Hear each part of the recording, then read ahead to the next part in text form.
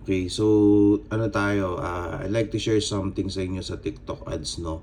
So this is the first time na may share ako for TikTok ads. To may mga free tutorial naman ako na binibigay sa TikTok ads sa ating YouTube channel, no? Hanapin niyo lang po yung pangalan ko, Mark D, and then subscribe niyo na din po for para just in case na may mga mga free contents na i-upload sa mga new updates ay makakapano po kayo. You will be updated for new tutorials, no? So ngayon i-share ko po ito, no? So itong tinuturo ko is part of my paid training also, no? So that's why it's very important na pag-aralan nyo po itong ibibigay kong tutorial. So ang ano natin ngayon, ang topic natin for today is papaano napapababa yung cost per order ninyo. So alam naman natin, no, yung madalas na complaint natin, nagkaka-sales ka nga, pero nagkaka-sales ka, pero ang tanong, may kinikita ka pa ba doon? So una, no, napaka-importante that you have to compute your pricing. That's para at least alam mo how much yung kaya nating spend na profitable pa siya. Okay? So para makuha ninyo yung cost na kaya nyong spend for you to get sales. So ganoon naman talaga si ads. So kailangan calculated nyo yung acquisition cost na tinatawag. Especially kapag mga high value products, lalo na kung mababa yung ano ninyo, yung value, let's say a low ticket item yung binibenta ninyo, dapat calculated nyo kung profitable pa ba yung ads ninyo or hindi. So isa sa mga paraan para ma-check kung profitable pa ba yung ads mo is to check yung cost per order. Yung cost per order, ito yung parang average that you are spending for you to get one sale. Okay? And then yung isa naman yung ROI. So yung ROI, ito yung parang yung total gross sale mo, for example like this one, divided sa total cost. So lumalabas doon yung parang average or parang percentage ng ano mo, na ilang percent yung nai-spend mo. Hindi siya ilang percent. Parang it is a measure kung kung mababa ba ang spending mo over your sales or mataas ang spending mo over your sales. Yun po yung ROI. So parang this is computed, parang ganito yung computation niyan. For example, nagkaroon ka ng sales na 5,000. And then ang nagastos mo sa total campaign na yon on that day is, let's say for example, you spend 3,000. Okay? So lalabas, kung 3,000, ang lalabas na ROI or ROAS mo is 1.6. Ibig sabihin, ang pag-determine kung profitable or hindi ang ads, kapag mababa yung nakukuha mong ROI or hindi pasok doon sa hindi siya pasok doon sa, Hindi siya pasok doon sa break-even ROI or ROAS mo, ibig sabihin, your ads is not profitable. So dito, parang you spend 3,000 for you to get a 5,000 sales. Okay? So ang gagawin mo ngayon dito ay kailangan mapababa mo yung spending mo. So let's say for example, 5,000 yung 5,000 yung sales mo, and then you only spend for example dun 400. So, ibig sabihin, yung ROI mo is 12.5. So, ganun yung pag-compute ng ROI. Ngayon, kung yung 12.5 ay lagpas na doon sa break-even ROI or ROAS mo, ibig sabihin, you're getting profit doon sa ads mo. Okay? So, that's how you determine kung kumikita ka sa ads or hindi. So, yung pangalawa naman, is yung cost per order. Ito kino-compute po ito mathematically. So, ibig sabihin, for example, yung allowable cost na pwede mong i-spend sa isang product na worth 300 pesos, only 20 pesos, and you spend 35 pesos on that sales, ibig sabihin, hindi na profitable. But if the cost is, for example, 10 pesos lang yung nagastos mo for you to get one conversion or sales, ibig sabihin, but profitable kasi yung allowable spend mo is 20 pesos lang. Okay? So, ito po, pakinggan nyo po maigi kasi wala po nagtuturo nito ng libre sa atin. So, this is the first time na sineshare ko ito kasi marami pong nagtatanong sa akin about this cost. So, para lahat ay makapakinig or magkaroon ng knowledge about this one, ay ma-apply nyo po ito sa mga shop ninyo. Okay? So again, no, so yung determining factor natin kung profitable or not is yung ROI.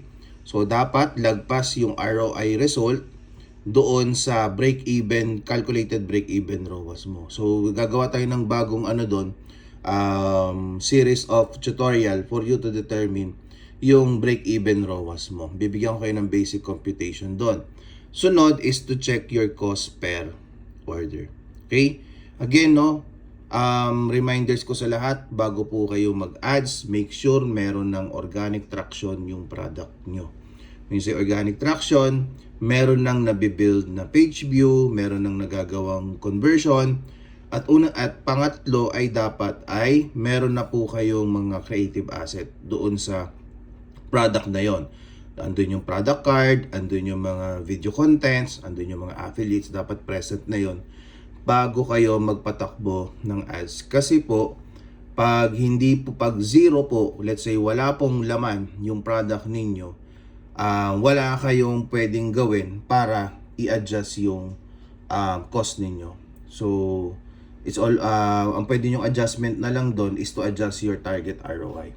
Now, let's proceed, no? So, mataas yung ROI, and then mataas din yung cost per order niya. So, bababa lang ho kayo dito, and then, for example, nandito tayo sa product. So, ito yung product, i-click lang natin, view creatives. And then, from here, bababa ka dito, una yung titingnan yung product card. Okay? So, yung product card, check nyo kung ano yung nade-deliver niya. So, for the product card, so, nagde-deliver siya ng 73 orders with 22 cost per order. So, hanapin mo yung which creative ang nagde-deliver ng mas mababang cost per order. So, you have to filter this one from highest to lowest.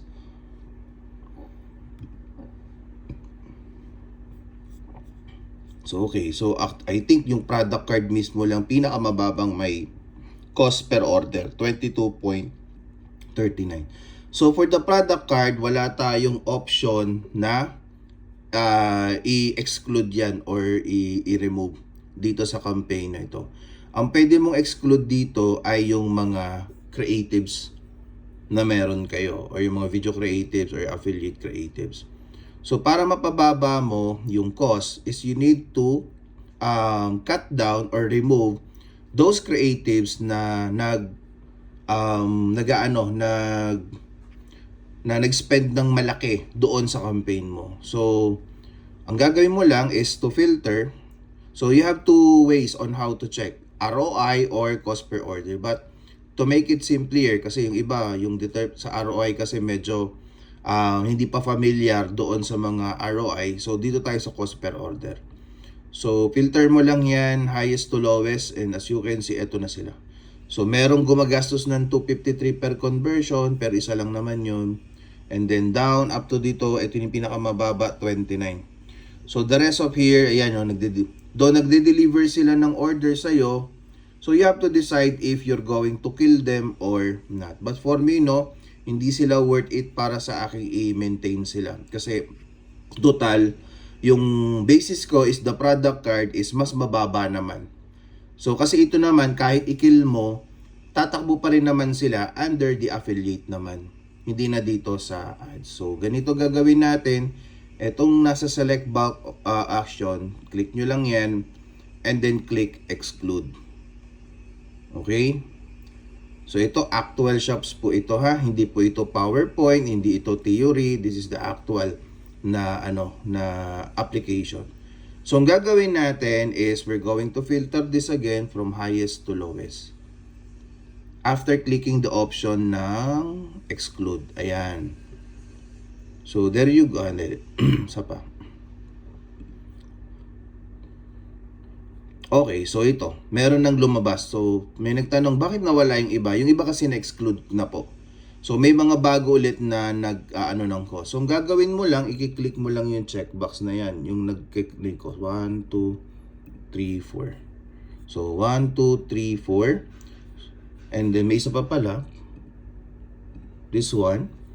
And then, click apply. So, ibig sabihin, ma-exclude na sila doon sa campaign. So, ang mga tatakbo na lang doon ay yung mga mabababa yung cost sa ad campaign ninyo.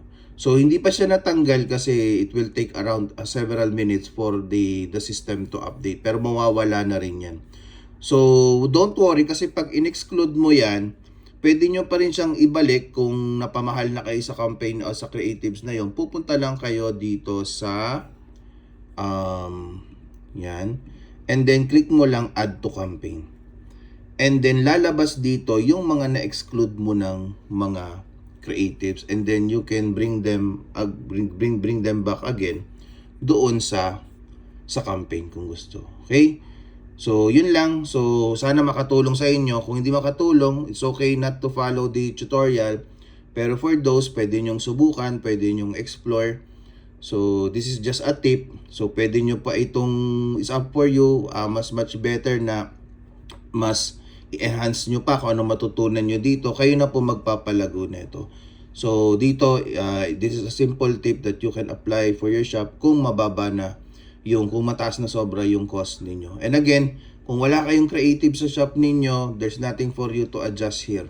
Baka may magtanong, bakit wala akong creatives? You have to work on it. Okay? You have to work on your affiliates, you have to work on your TikTok shop, shoppable videos para may magkaroon ng creative asset yung TikTok campaigns ninyo. Okay? So, yun lang muna. Salamat. And if you want to learn more, so please, hanapin nyo po ang aking channel sa YouTube, which is Mark D. Doon po ako nagtuturo ng mga other free tutorial content para sa ating Shopee, Lazada, and TikTok selling tutorials. Okay, salamat po.